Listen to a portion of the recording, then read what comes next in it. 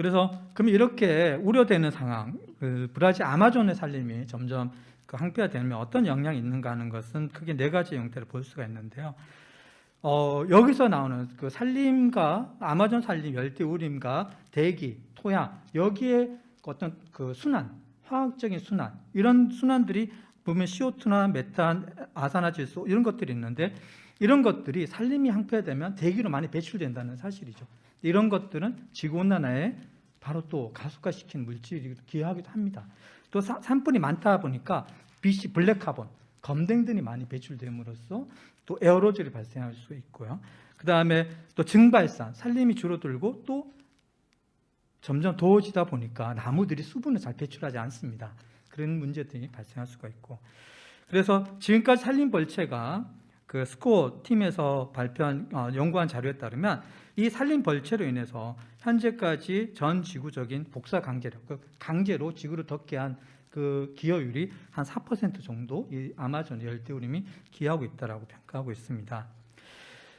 그리고 이제 강수량의 변화가 예측되고 있는데요. 여기 그림을 보면은 X축이 산림의 항폐화율입니다. 산림의 항폐화율인데 그 4개 그림인데 A, B, C, D가 있는데, 이것은 이제 모델링을 할 때 면적을 얼마만큼 기준 잡냐에 따라 다른데, 특징적인 것은 이제 산림 항폐화율이 증가하면 증가할수록 강수량이 감소하게 된다는 이 빨간색 형태의 공통적인 특성을 보여주고 있습니다. 그래서 아마존 지역에서 강수량 변화, 기후변화, 산림 항폐화가 이루어지면 이런 강수량의 변화가 이루어지고 되고, 또 젠프 팀뿐만 아니라 여러 팀들이 최근에 얘기하고 있는 것은 아마존 산림 자체에서 아마존의 강수량의 한 25%에서 50% 정도 만들어지고 있다는 것이죠. 주로 우리가 알기로는 아마존 산림의 강수가 대서양에서 유입되는 것으로 알고 있죠. 물론 그게 가장 큰 기여를 하지만 아마존 자체 내에서 증발산에 의해서, 그렇죠? 증발산에 의해서 그런 그 강수량이 있는데, 만약 건기, 지금처럼 건조해지는 시기가 많아지면, 그래서 그 빙하기만큼 건조해진다 그러면은 아마 그 10에서 13% 증발산량이 줄어들지 않겠냐라고 평가하고 있습니다. 그래서 그럼 이런 열대우림이 많은 책에서도 보면, 책이라든가 문헌에서 얘기하고 있는데, 또 우리나라 대한민국 정책 브리핑 홈페이지에 들어가 보면 지구 온도가 1도, 2도, 3도, 4도, 5도일 때 어떤 영향을 주는가라고 했는데, 거기서 3도만 되더라도 지구 온도가 3도 이 상승할 시에는 아마존 열대우림이 파괴될 수 있다라고 얘기하고 있습니다. 그래서 그 온도가 아주 많이 남은 것 같지만 2050년, 2100년 이 시기에 어쩌면 3도 이상 도달할 수도 있기 때문에 우려할 만한 상황이라고 볼 수가 있고요. 또 여기서 그림 그 다음에 이제 극심한 그 가뭄이라든가 건기 또는 홍수가 발생할 수 있다는 점인데요. 그래서 홍수라든가 가뭄, 건기가 이제 최근 2000년대에 접어들면서 더 자주 빈번, 과거에보다 훨씬 더 자주 빈번이 발생하고 있고, 이 그림의 오른쪽 세 번째 맨 오른쪽 그림을 보면은 빨간색 원이 가뭄이 있었던 시기고, 그 파란색 원이 홍수가 있었던 시기가 되겠습니다. 근데 빨간색 원이 있었던 시기 보면 이 시기는 엘니뇨가 아주 강했던 시기가 되겠습니다. 즉 엘니뇨가 있게 되면 가뭄이 올 가능성이 있고, 여기서 파란색이 있는 시기는 라니냐가 있었던 시기가 되겠습니다. 근데 최근에 안타깝게도 우리가 기후변화의 원인인지 모르겠지만 100년마다 슈퍼 엘니뇨가 온다고 얘기하지만, 최근에는 뭐 그 빈도가 10년마다 한 번씩 굉장히 많아지고 있고 더 강해지고 있습니다.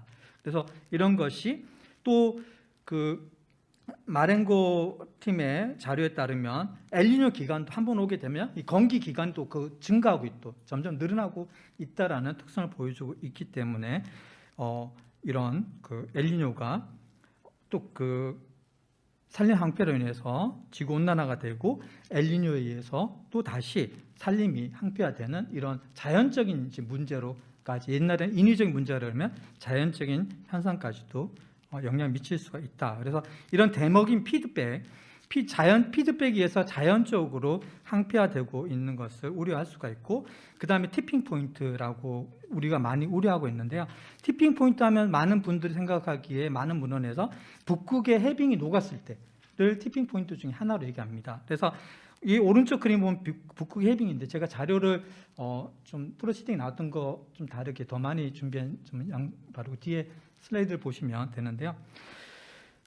이 빨간색 선이 9월 달에 그 그린란드 북극의 해빙에 바다 얼음의 양이 줄어든 양을 보여주고 있고, 검은색 선은 3월 달에 그 봄철에 겨울철에 양이 녹아드는 것을 볼 수 있습니다. 이렇게 10월 달에 해빙이 9월 달에 해빙이 이렇게 많이 녹는 것은 여름철 동안 축적된 에너지가, 바다 해양 에너지가 이제 그 9월달 최대치를 이뤄서 이렇게 많이 녹고 있는데, 보시면 급격하게 감소하고 있다는 것을 볼 수가 있습니다. 이것은 어떤 연구에서는 2050년 되면 아마 북극의 여름철 해빙이 완전히 사라질 수 있다라고 경고하기도 하고 있습니다. 이것이 왼쪽 그림을 보면요, 왼쪽 보시면 왼쪽은 아마존에서의 산림의 분포 양입니다. 그 산림의 면적을 보면 지금 2020년 때는 그렇게 큰 차이가 없지만 2040년, 50년 되면은 산림이 급격히 감소할 수 있음을 보여주고 있습니다. 이것은 북극 해빙을 녹일 수 있는 트리거 역할을 할 수가 있는 것이죠. 그래서 우리가 북극 해빙이 녹는 시기를 티핑 포인트라고 얘기하지만, 그 티핑 포인트를 앞당길 수 있는 방아쇠 역할을 하는 것은 아마존이 될 수도 있다는 것입니다. 그래서 이 아마존이 물론 이렇게 이런 역할만 하느냐, 아니죠. 다시 피드백에 의해서 아마존 지역이 더 온난화되고, 그러면 산림 황폐화가 일어날 수 있다는 점이 우려스럽습니다. 그래서 이 그림은 그 최근에 코베이 팀 약 30명의 학자들이 참여한 그 아마존 연구 결과를 보여주고 있습니다.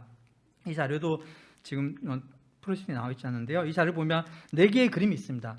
A는 전체 산림의 변화가 과거 20년 동안 얼마만큼 변화했는가를 보여주고 있습니다. 보시면 아마존 남부 지역에서 많은 산림 훼손이 있었던 걸 볼 수가 있고요.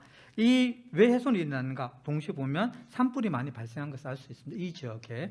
그 산불이 난 후 또 다른 특징은 무엇이냐면, 이 산불이 많이 난 지역에 농업과 목축이 집중적으로 이루어지고 있다는 것을 볼 수가 있습니다. 그리고 이런 사람들이 모이다 보니까, 농업과 목축하다 보니까 또 수문도, 댐 건설도 이 지역에서 많이 발생하고 있다는 것이 이 30명의 학자들이 리뷰를 통해서 지금까지 연구의 자료를 가지고 발표한 자료가 되겠습니다. 그래서 이런 것이 결국은 인위적으로 나온 요소에 의해서 홍수, 가뭄 이런 수산의 변화가 이제 급격히 영향을 받고 있지 않나라는 것이고, 또 여기서 더해가지고 최근 기후 변화로 인해서 심각한 수준의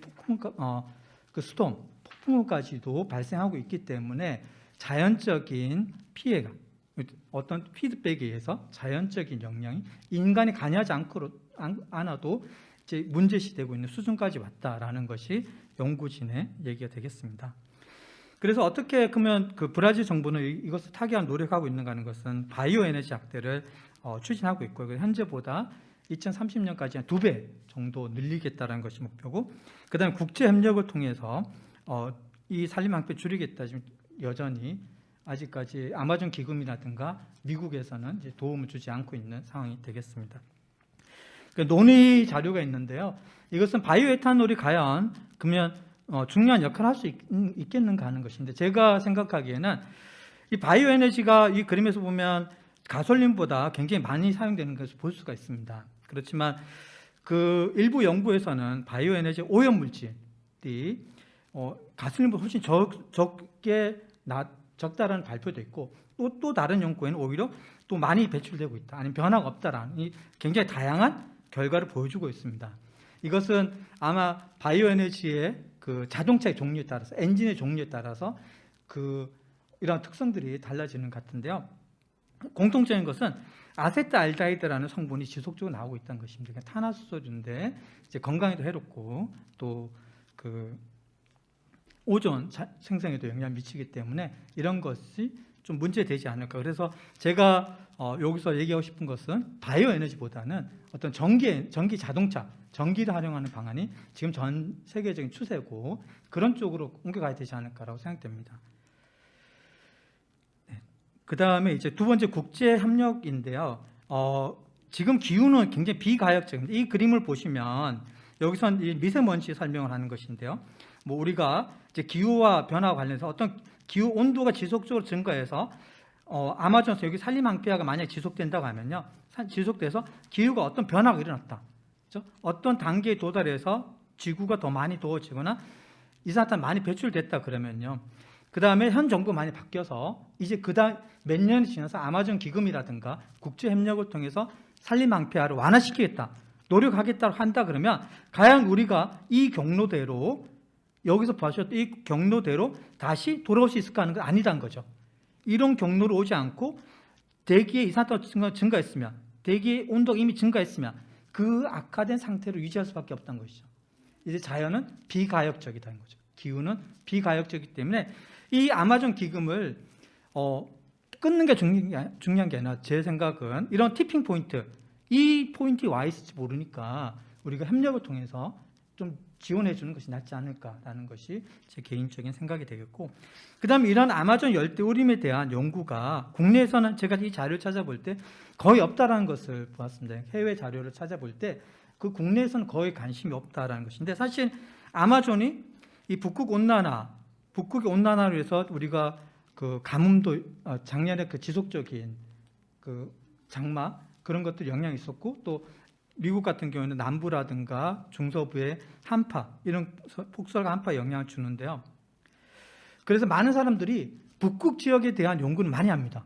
국내 학자들도 북극에 관해서는, 남극에 관해서는 연구 자료가 많이 있습니다. 그러다 보니까 국민들이 극지방에 대한 기후변화에 대한 관심은 높습니다. 그런데 아까 말씀드렸듯이 이 극지방의 트리거 역할을 해주는 것은 아마존이 큰 기여를 할 수가 있습니다. 아마존 문제에 대해서 우리는 오히려 더 관심을 가져야 할 필요가 있습니다. 그래서 국내에서 이런 그린 뉴딜이 기후변화 완화를 하는 정책이다 그러면 이런 국제 협력을 할 수 있도록 우리 중남미학을 연구하는 우리 학교라든가 이런 연구에 좀 더 관심을 가져야 되지 않을까라는 것이 제 생각이고, 여기까지 제 발표를 마치도록 하겠습니다. 고맙습니다.